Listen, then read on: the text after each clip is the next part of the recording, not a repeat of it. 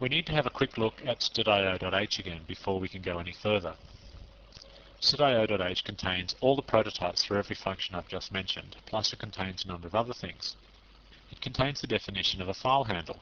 Now, what's a file handle?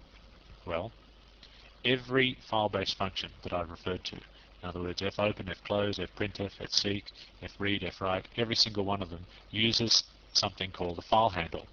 A file handle is supposed to represent an open file. So what are all the things you can do to an open file? Well, you can read from it, you can write to it, and so forth. You can seek around inside it, you can close it.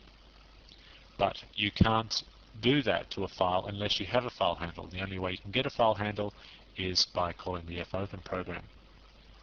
A file handle is actually a pointer to a structure. And the structure is called file, F-I-L-E, in capitals. Notice that it's in capitals. It's a structure, but it's actually a typedef structure, so you don't have to use the word struct.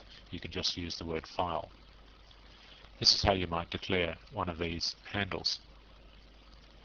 It's got to be a pointer. You can't just have the structure itself. Well, you can, but you're not going to be able to do anything with it.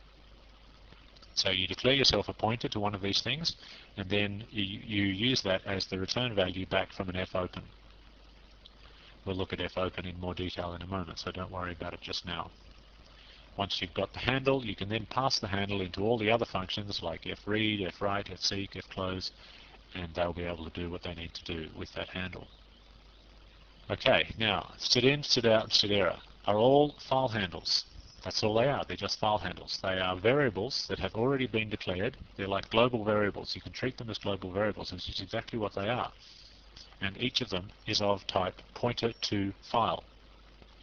The only difference between these three file handles and other file handles is that these don't represent true files. They represent what you call special files, the keyboard and the screen.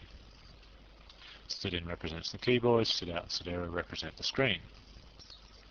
These three file handles are opened automatically for you at the beginning of the program. Whenever a program runs, it already opens those three for you. You can close them if you want, but you don't need to open them. Armed with this knowledge, let's now go and look at all the functions that we need to know about.